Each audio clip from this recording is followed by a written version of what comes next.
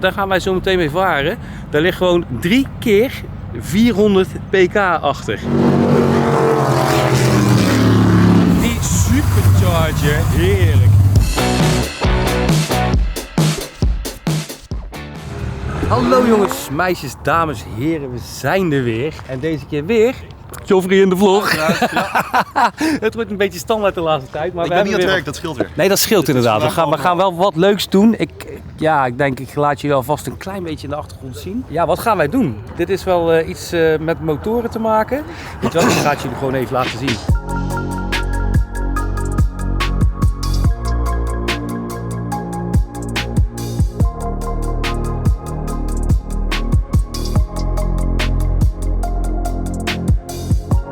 Zo jongens, we zijn hier dus bij Bernico. Kijk, en wat doet Bernico?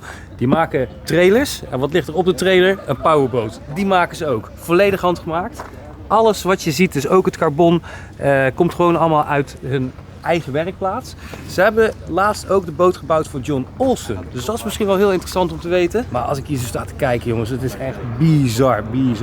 Die boot, wat ik zeg, handgemaakt. Kijk, dat stuurnaafje hier zo ook. Kijk, al het carbon.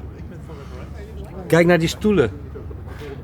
En hier de vering van de stoelen. Want als jij zo knijterhard over dat water gaat, hou je geen rug over. Dus ook daar hebben ze iets op gevonden. Daar hebben ze vering voor in de stoelen zitten.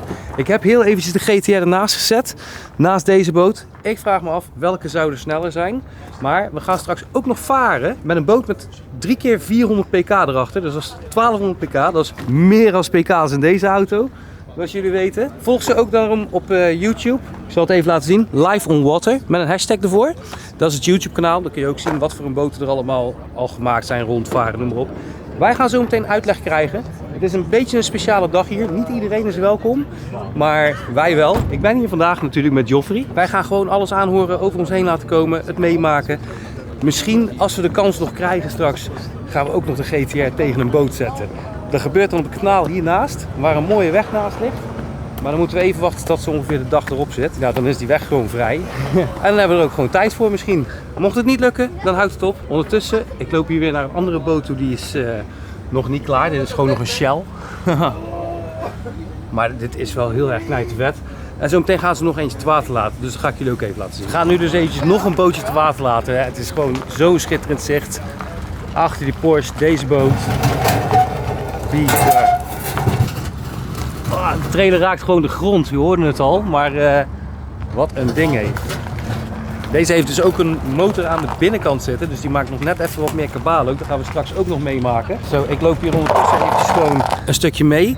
Want dan kunnen jullie ook even zien hoe mooi de afwerking is met al het leer erop en die 2 stoelen zo. Kijk dat blok ook wat erin ligt. Ik vraag me af wat het is, maar er ligt in ieder geval een supercharger aan de bovenkant. We gaan het zo meteen allemaal even navragen. Toch ook wel vet om te zien of niet jongens, ze gaan hem starten.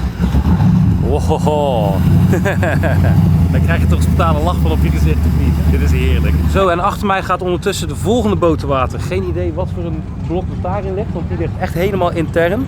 Bij die van net konden we horen en zien dat er in ieder geval iets van een blok in lag met een supercharger erop en een open air intake. Dus die klinkt goed.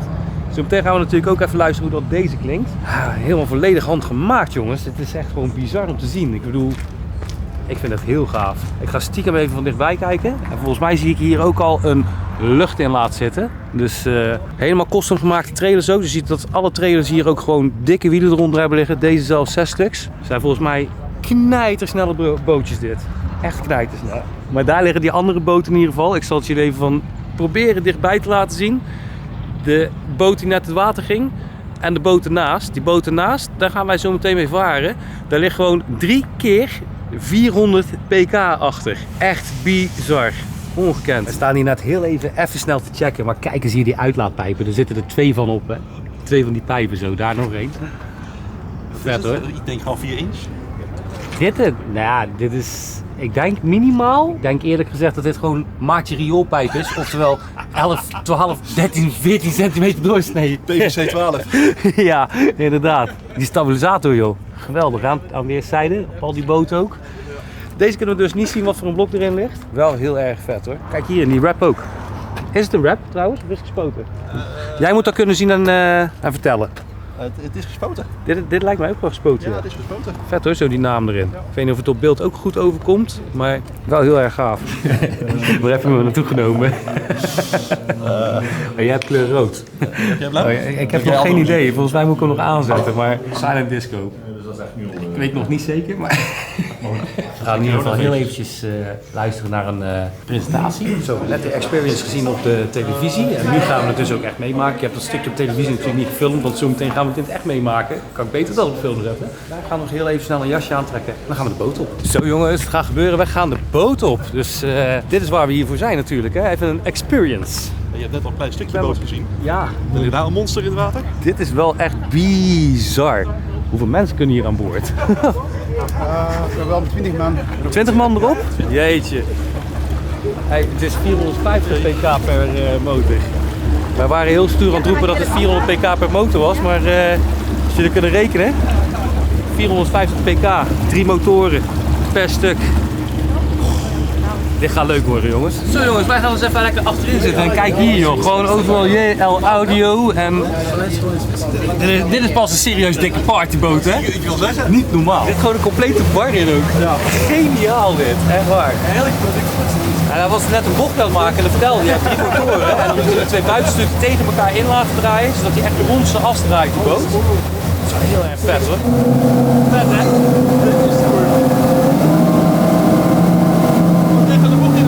Ja, we liggen gewoon gelijk aan het water, hè? Ja, mooi. Lekker zo. Heerlijk. Kijk hem daar, jongen. Oh. Hij is zo stoer. Geweldig. Niet normaal wat een geluid dit maakt, hè? Bizar.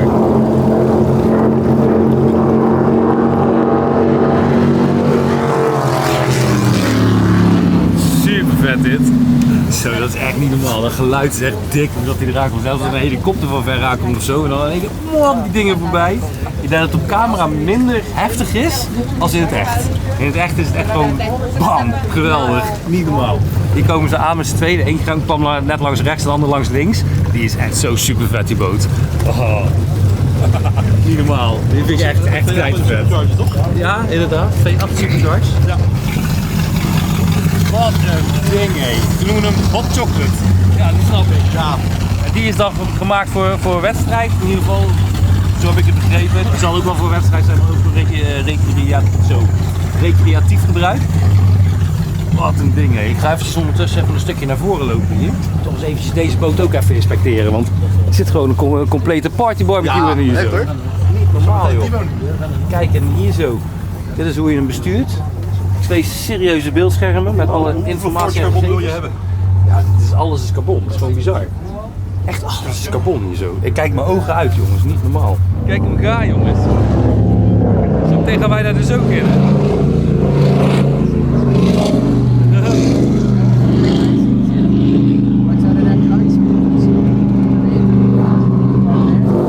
Jongens, dat ding gaat echt knijterhard. Normaal meer. Wel vet hoor. Komt er nog een aan hè? Kijk even mee jongens. Hot chocolate. Hot chocolate inderdaad.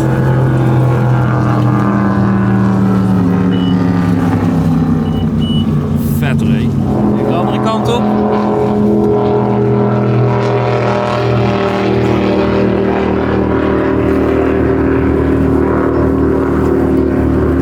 Kijk hem waar jongens.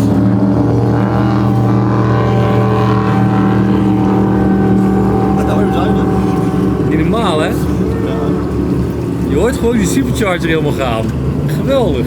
Oké jongens, daar zitten we dan. We zitten in de boot. Zonder gordel. Zonder helm. Er is hier geen politie, dat scheelt. En volgens mij mag je hier zo hard varen als je zelf wilt. Echt knijtervet is. Dus kijk hier joh. Dik scherm erin. Ook weer allemaal carbon natuurlijk. Dikke telletjes. Hier gaat ons hart wel sneller van kloppen. Ja, absoluut. Zelfs hieronder zitten speakers jongens. Ongekend. Nou, we gaan het meemaken.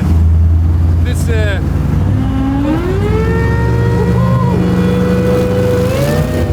dit is kicken jongens. Kijk eens aan.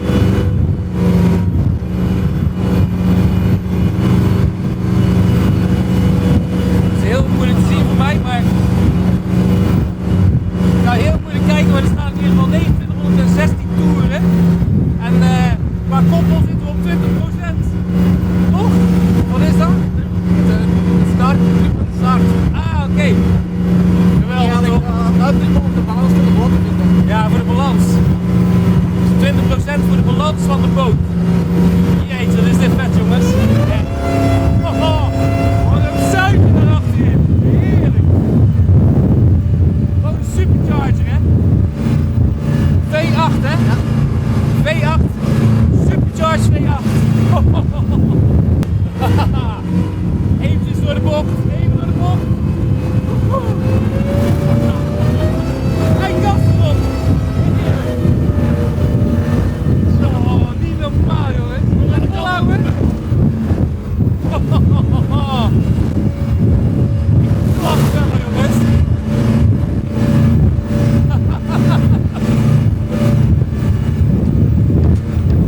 Wat bizar hè.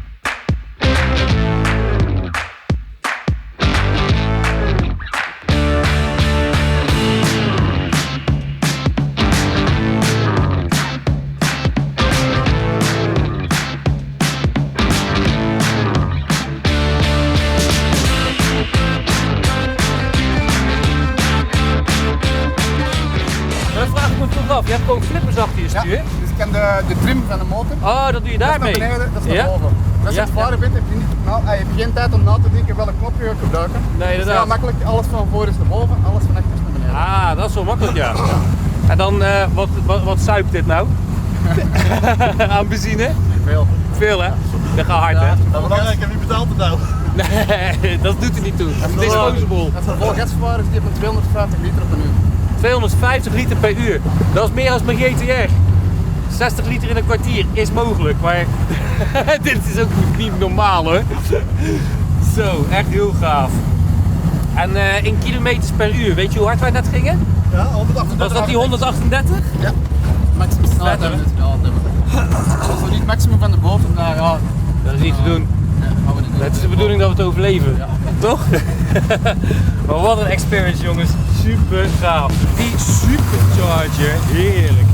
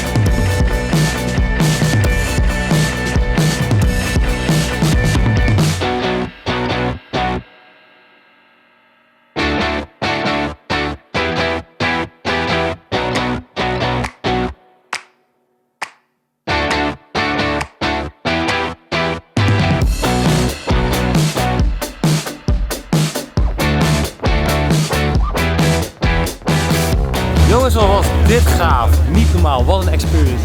Eerst in de grote boot natuurlijk, allemaal lekker comfy. Vervolgens in de boot daar, die was ook wel echt wel serieus snel. Maar vervolgens in die andere boot, echt jongen, de piloot die keek even om, zag zijn duimpje omhoog van gaat het allemaal nog goed? Ja, het ging goed. En hij geeft dat ding echt zo echt vol geslierd. Ongeveer 80% heeft hij hem opengetrokken. Ging je gewoon met 165 km per uur over het water. Als je wil weten hoe hard dat voelt, doe het maal 2. Nee, dus als jij 100 km per uur over het water gaat, voelt het een beetje als 200 km per uur op de normale weg. Nou, wij gingen dus 165 km per uur over het water. Dit is echt total shenanigan. Het is zo super gaaf om mee te maken. Dus ja, wat dat betreft, het zijn echt mooie boten.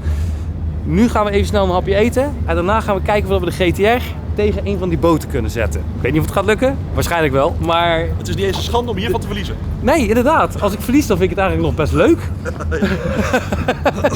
Maar dat is toch bizar. Maar wat zei je nou? Die ene boot had 1200 pk of zo? Ja, die ene heeft 1200. Ja? Die daar, hè, achteraan. En deze had er, wat was het nou? 650 of zo? Ja, hij is van ongeveer 700 de volgens helft, mij. Ja, 650, 700 pk. Maar die tweede boot waar wij in zaten, dat ding daar klapte over dat water heen. Niet normaal. Maar ja, wat wil je met zoveel pk? Hè? Nou, misschien dat ik hem daar even naast mag zetten, zo'n ding. Zo jongens, wij zitten hier in het Okko Hotel. Gewoon even wat kleine broodjes eigenlijk weg te eten. Maar het is zo onwijs smaakvol en lekker. Ja, klein. Het is eigenlijk niet eens klein, hè. Maar een stuk of 5 verschillende soorten. Wat ik nu toe allemaal op heb, ik vind het allemaal lekker. Niet normaal, man. Wat een experience daarbuiten. Zeg. Ik kan het gewoon nog steeds niet in mijn hoofd bevatten hoe hard wij over dat water heen gingen. Dat was bizar, hè? 165 water is gewoon hetzelfde als 300. Zo jongens, nu gaan we eventjes, we zijn hier al heel de dag, maar nu gaan we pas even in het bedrijf kijken. Kijk hier dat motortje hangen, jongens. Niet normaal. En kijk hier. Daar komt hij. Hoeveel pk had deze? 1200. 1200. How bizar. Ook gewoon automatisch omhoog, hè? Kijk eens joh, dit is wel even wat anders dan die GTR. Ik had jullie er straks nog eventjes aan de achterkant laten zien hoe groot die pijpen waren. Dit is dus de uitlaat. Kijk dat spruitstuk ook hier zo. Niet normaal. Jeetje. Dat zijn er 2, hè? Ja, dat is een dubbelcompressor, ja.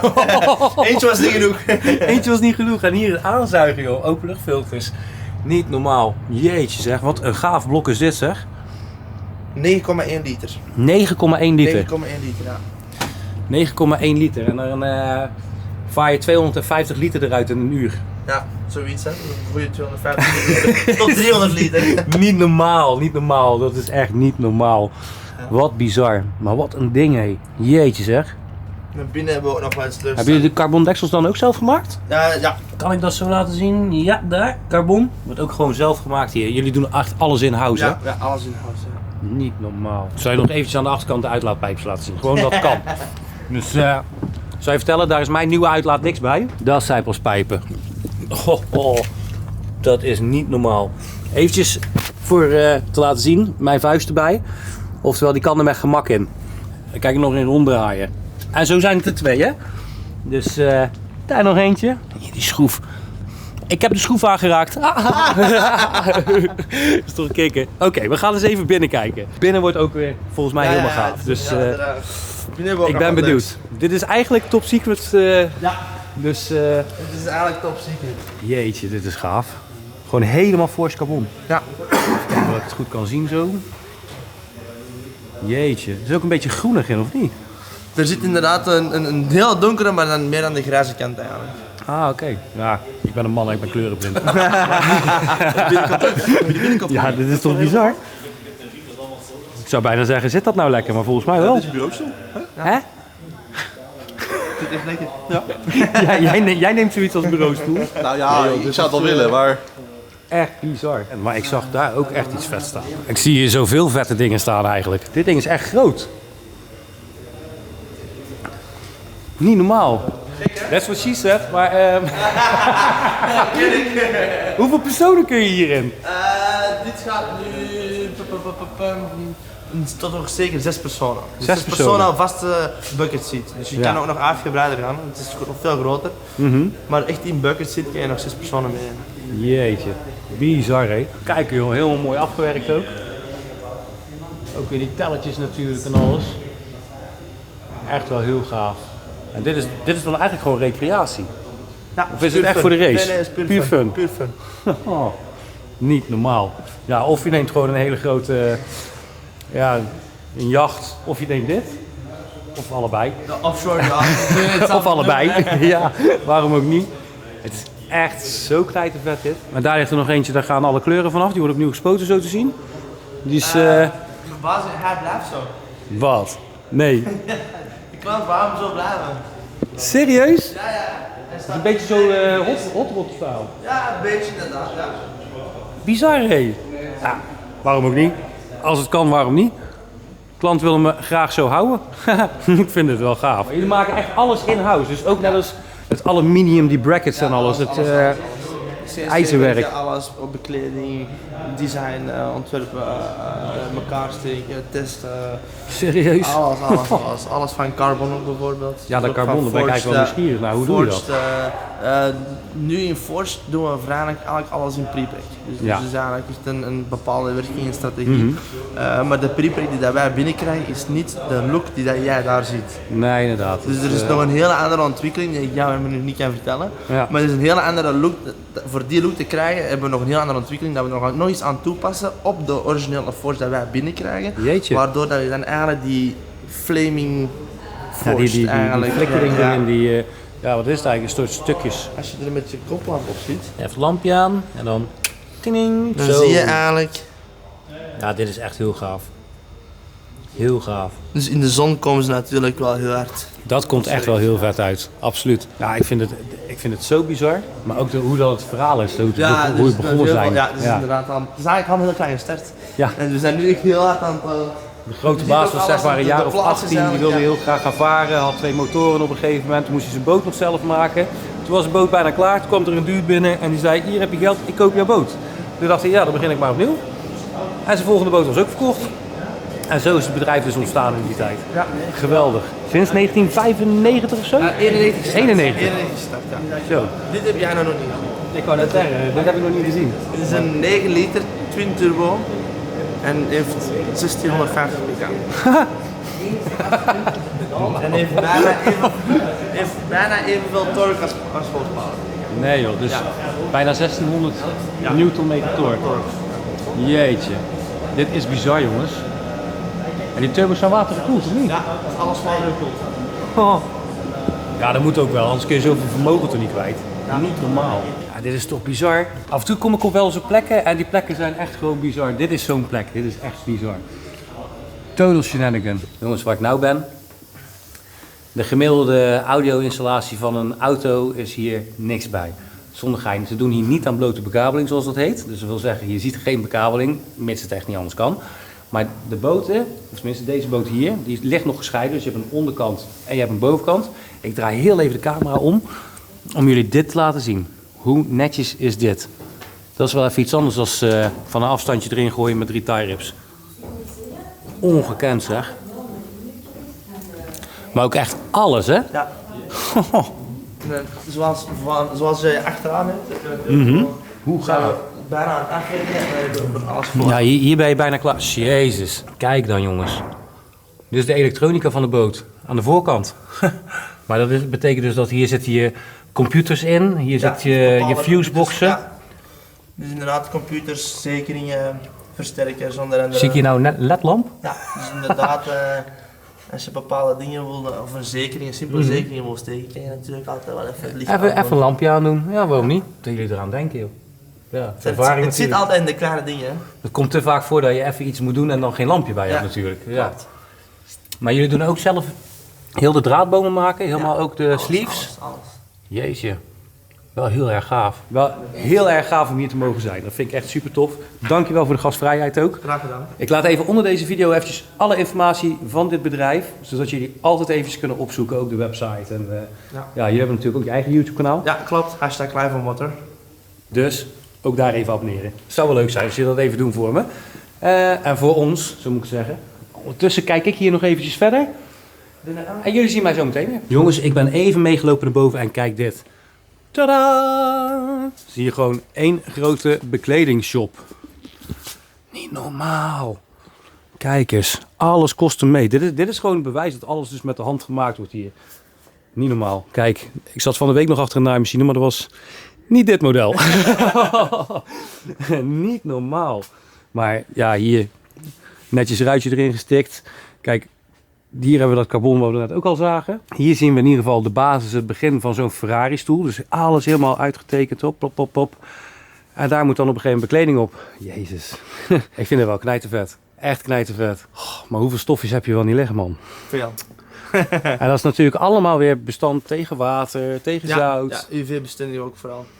Jeetje. Dus eigenlijk als je in zo'n stoel zit en laat je koffie vallen, veegt Ja, je zo af. Ja, ik kan het gewoon afnemen.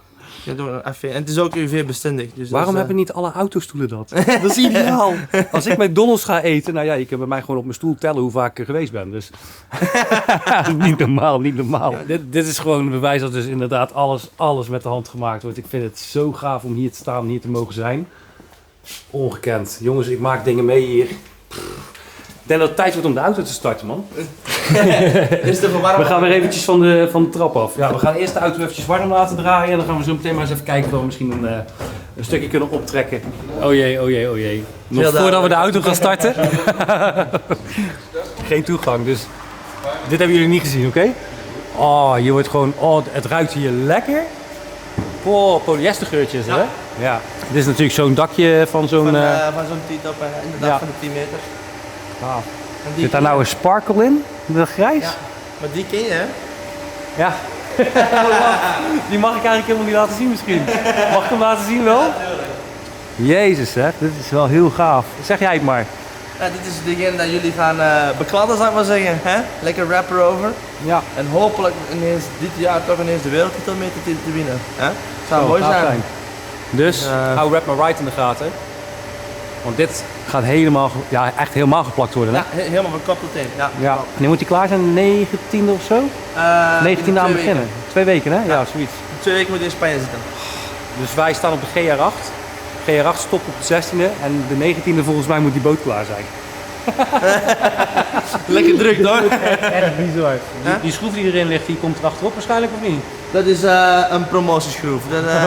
De rest, we moeten af en toe echt wel het secret houden, hè? Ja, inderdaad. Oh, dus als jullie op show staan, doe je er een promotieschroef op? Zodat ze niet zien welk blad jullie gebruiken. Zoals jij nu bijvoorbeeld komt, jij kan inderdaad vloggen, ik ben ook zelf vlogger. Ja. Maar dan, dan heb je de boot ook helemaal gefilmd voor kapitein, bij wijze van spreken.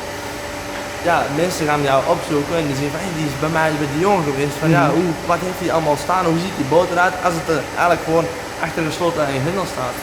Dat klopt, dus vandaar ook dat er geen toegang stond. Ja. Dus inderdaad, nu ook die schroef dat daar inderdaad daar op de parking op stond, is niet de schroef waar ik mijn wedstrijd doe. Nee.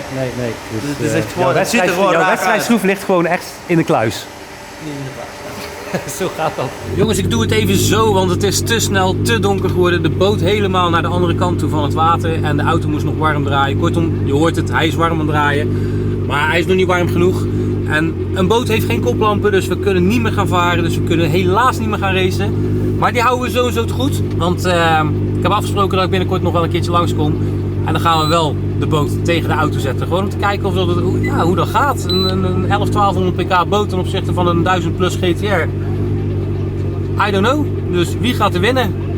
Dus misschien moet ik online maar eens een poll wegzetten, waarin de vraag staat, wie gaat er winnen? Een boot of een auto? En dan moeten jullie het maar zeggen. Nou, we zijn nog eventjes die hele grote boot erop aan het laaien. Dus ik heb toch nog heel even de camera gepakt. Kijk daar jongens, gewoon in het donker. Doen ze even hè. 14 meter in het pikdonker. Voorop. Niet normaal. Jongens, ik ga dit heel even ook even op film zetten. Zoals jullie zien, hier zit gewoon een dikke spanwand. Die loopt hier midden onderdoor. Kijk, hier gaat hij achter het wiel langs. Ook verder naar voren. Wat is namelijk het geval? Het is te glad, waardoor dat deze auto hem natuurlijk niet uit het water trekt. Want alleen die boot is al 6 ton. Een trailertje erbij. Mwah. Ik kan niet echt zo gaan filmen, want dan zien jullie me niet. Maar in ieder geval, we zetten er dus nog een auto voor aan de trekhaak. En ja, die zit dus natuurlijk niet rechtstreeks met de trekhaak verbonden aan de bus. Want dan trek je die bus in tweeën. Dus wat ze hebben gedaan is inderdaad helemaal eronder door. En dan zo aan die trailer vast en zo gaan ze hem eruit trekken. Nou wij hier dan toch staan, ga ik dat ook maar even filmen. Oké jongens, het is showtime. Gaat het met z'n allen terug, achteruit, die plomp in? Of gaan we vooruit die kant op? Eenmaal andermaal, nu even onder in de comments. Je kunt niks winnen, maar wordt het de plomp in of eruit? Nou, dit is echt wel bizar.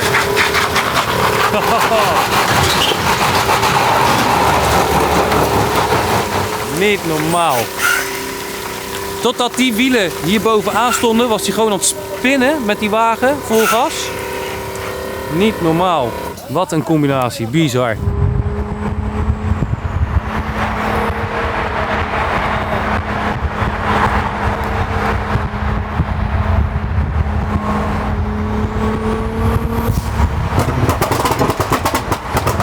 Oké jongens, even een dingetje. Want ik ga nog niet naar huis. We willen graag een vlammenshowtje. En in ruil daarvoor krijg ik nog een stukje loods te zien die eigenlijk niemand weet te zien. Echt niemand weet. Dit is echt behind the scenes, hè? Dit is echt- Dus ik zal even mijn contra-vlogger laten zien. Die gaat uitleg geven. Ja, dus dan zijn we in de officiële raceafdeling. En dan kunnen we inderdaad wel zeggen dat dit echt wel Dit is privé, hè? secret. Ja, Dit is echt top full-on secret. privé. Ja, Dus niemand bizar. weet dit ook staan. Zoals jij ook. Ja, hier bent ik ben gereden. geblinddoekt hier naartoe gemoeten. Het is ook niet, je verwacht ook niet dat de loods hier ook is. Dus Nee, dit had ik niet verwacht. Nee, dit is inderdaad wel fijn. Zelfs al zou je de openbare weg hier Ja. weten, zou je nog niet weten hoe je hier moet komen. Dit is Nee. echt top secret, bizar. Ja, dus het is inderdaad, maar ik sta te popelen om het jullie een beetje te laten zien. Want we staan hier bij een... 27 voet basboot. Dus het is eigenlijk eenzelfde uitvoering als mijn raceboot. Maar dan in full-on pleasure en fishingboot eigenlijk. Nee joh, Ja. maar wel met een V12 achterop. Het is ook de V8, Ook een V8 ja? maar met compressor. Nee joh. Ja, dus het is ook supercharged V8 blok. Jezus. Kleine 500 pk. Kleine 500 pk die boot. Niet normaal. En dit is een... Kijk je de carbon ook weer, hè? Ja, het is al full-on forged. Deze boot is ook full carbon. Ja? Het is een boot voor Dubai. Voor Dubai. Dubai, ja, dus we gaan naar Dubai, dus er wordt een kleine aflevering staat hem op. Maar dit is echt gewoon, ja, de side flares, de stoelen, dashboard, kastje, de muziek in cuphouders. deze, ja, de muziek in dit ding is ook helemaal te gek. Dit is Ja. echt, Maar ik er zie zitten ook 3 subs in. hieronder voor, Ja, ja, ja. voor je voeten weg te zetten. Ook super gaaf, maar gewoon de allemaal, subs erbij hè. Speakers, zijkant. En hier voorop kun je gewoon gaan liggen zonder? Ja, kan je gewoon even lekker zonnen. Jeetje. Ik heb echt een nieuwe hobby gevonden denk ik. Ik vind het zo knijtervet. Dan heb je two-time world champion prototype. Oh serieus? De lucht, ja. Dus dat is eigenlijk de voorloper van de boot dat jij gaat rappen en dan degene dat ik heb. Ja, inderdaad. Oh, dat wordt wel gaaf. Ja. Dat is echt wel dik. En dan 2 keer wereldkampioen geworden. Ja. Maar met die boot ook echt wereldkampioen geworden. Dat is echt de concept gewoon. Ja. Jezus. Dus die boot is inderdaad full-on hardcore wereldkampioen geworden, de eerste 2 jaren achter elkaar. Ja. En dan heb je old school, dus 2 takt, Smiling Jack, dus op racefuel, je mist wel een wiel. Ja, ik zie het ja. Dus gaat hij makkelijker door de bocht. Ja, inderdaad. Boot loopt net geen 200 per uur. Net geen 200 per uur. Net geen 200 per uur, ja. Het is een, Die stoel, moet die zo? dit is voor waterski racing. Oh ja, dus die Normaal kan... heb je een ja. skirechter. Het is een 2,5 liter. Mhm. Full hardcore two-stroke. Dus dit is echt gewoon, ja, echt hardere two-stroke als dit heb je ook gewoon niet. Nee. En dan hebben we ook volledig F1 uitgevoerd, dus speciaal pistons, gebalanceerde krukjes, afgedraaide klassen. Alles. Wat jij doet met jouw auto heb ik De niet. gewone total shenanigan. En dan heb je ook drag intake. Even laten zien. Maar dat blok is eigenlijk niet groot. Oh, dat valt reuze mee. Jeetje. Maar dit is inderdaad wel, je ziet elk draadje nog zitten. Je ziet, Ja. Ja. Dit is echt, dit is en dan echt, heb je old, inderdaad- echt oldschool. dus- Maar dit ding, want dat is mij net al verteld, dat weegt ook gewoon helemaal niks. Nee. Wat die guy net even deed, dat was gewoon, hij zei kijk, als je hier zo, en dan ga je hier zo en dan poink, poink, poink. Dat weegt dus gewoon helemaal niks. Dus Maar dit als is je ook- hier een serieus blok onder hangt, of achter hangt, dan gaat hard. Dat gaat, ja, dat gaat Bizar hard. bizar hard. En hij is full-on, volledig origineel van 1998. 1998. Ja. Dus zo is hij ook gebouwd geweest in 1998. Jezus. Ik vind het wel echt knijtervet. Hoe Oh, kan dat het is zo zeker. zijn dat die motoren van die boten zo ontiegelijk veel pk's draaien? Want Ja. ook weer met die grote watergekoelde turbo's erop. Ja, twin turbo. 2 sucks natuurlijk. Dit is toch wel knijtervet. Jeetje, en hier heb je dan gewoon je overbrenging zitten. Ik sta gewoon letterlijk met studie te kijken hoe enorm groot dit blok eigenlijk is. Ik bedoel, een GTR-blok is ook al niet klein. Maar dat is maar een 6-pitje. Dit is een 12. 9 liter. 9 liter? 12. V8. V8. 8 maar. Oh wacht, 1, 2, 3, 4. Ja, 8. Haha. Bizar. Maar ook zo compact, weet je wel. Dat, hier zitten de turbo's, Ja, dit ligt naar achteren toe. Veel ruimte hebben we nooit meer in de boot. Hè. Dus Nee. het is allemaal heel solide. Ja. Dus hier kan je makkelijk een uurtje of 200-300 opzetten zonder iets aan te doen. Dit is Formule 1. Ja. Dus dat is zeg maar het kapje van waar de piloot achter zit, zeg maar. Dan heb je hier de tunnel waar het blok onder ligt. Nee, toch? Dat is ook een outboard. Oh, oké. Outboard. Outboard, ja. Joh. Dus om het even duidelijk te scheppen. Hier zit je als piloot. Hier heb je dan de tunnel naar achteren toe. En dan heb je hier je outboard, buitenboord, gewoon motor. Jezus. Ja. Dus eigenlijk die hele tunnel die erop ligt is gewoon om eigenlijk de motor gestroomlijnd Een gestroomlijnd aerodynamisch te laten overlopen. Ja, inderdaad. Nou, en dit zijn de stoelen voor erin. Onder andere. Nee, serieus? Nee, toch? Nee, die niet. Nee, het is toch veel te groot. Oh, wacht, het wordt er even opgezet. Ja. Kijk, dak erop. Moet je naar voren? Zo. En nu mag jij nog plaats nemen. Ja, ik vind dat je er wel een keertje moet inzitten. Serieus? Ja, tuurlijk. Alleen opletten voor je hoofd, want die buigt wel vanaf vooraan toe. Oh, ik kan ook nog een stuur vasthouden. Kijk eens. Zo. Hopla. Nee joh. Kijk. Is dit alles wat je ziet? Ja. Hè? Nou, Zal het er even afdoen, dan kan je Dit zien. is toch eng? Dit is echt... Hier word je claustrofobisch. Dan zit je op het water. En wat nou als je achterover slaat? Even POV. Kijk jongens. Ik probeer eventjes jullie het beeld te geven wat je ziet als je erin zit. Oftewel, helemaal niks. Maar dan moet je je voorstellen dat als je over de kop slaat en je ligt onder water, dan... Ja, het is echt gek. Ik zou dit zo bizar mega eng vinden. Ongekend. Dit is nou het raampje zo. Maar ik zeg je eerlijk, in real life zie je minder als jullie door de lens van de camera. Ongekend joh. Misschien is dat wel leuk om te weten, deze boot ligt open. Binnen 2 weken moet hij in Ben Almadena zijn. Nee. Af zijn. 2 weken doe je daar de eerste week aan mee. Dus dan moet je nog even 24 uur mee gaan rijden. Ja. Dus trek er 2 dagen vanaf. Moet je over 10 dagen klaar zijn. 10 dagen moet hij klaar zijn. Moet je racen. Op het wereldkampioenschap. Deze gaat dus naar het wereldkampioenschap. Jongens, ik kom hier echt op plekken jongens. Deze boot moet dus gewoon gaan racen. Die moet over 2 weken in Belomada liggen. En die gaat niet met het vliegtuig daar naartoe. Dus 24 uur rijden. Maar hier moet je dit zien joh. Dit is toch knijtervet? Heel die tent hoort er ook gewoon aan. Ja. Dit is gewoon een trailer. Achterkant helemaal om aan boten te werken, te kunnen sleutelen. Hier, kijk achter mij. Dit is toch bizar. En dan hebben ze hier nog een koelkast staan. Heel belangrijk. Heel belangrijk. Ik herken dit soort koelkasten. Bij mij zitten ze zo een paar onder de bar. Ja. Hier, aan deze kant, keukentje, bunkerbedden, oftewel slapen onderweg, kan allemaal. En dan heel die tent hier eraan. Dit is zo knijtervet. Kijk dit plaatje dan. Dit is echt zo bizar. Wat ik zeg, ik kom op plekken niet te beschrijven. Nou, vanavond ben wat langer gebleven, mocht ik helemaal mee hier naartoe. Ja, super bedankt jongens. Ik vind het zo knijtervet hier zo. Ja, jullie hebben zo meteen wel in ieder geval een leuke... We hebben vuurwerk. Vuurwerk, Wordt ja. alles zo verdiend hè? Ja. Dus, we gaan zo meteen gewoon die tank leegbranden denk ik.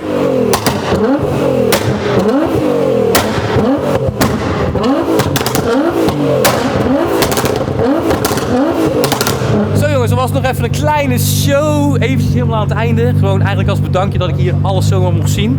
Dus super bedankt in ieder geval.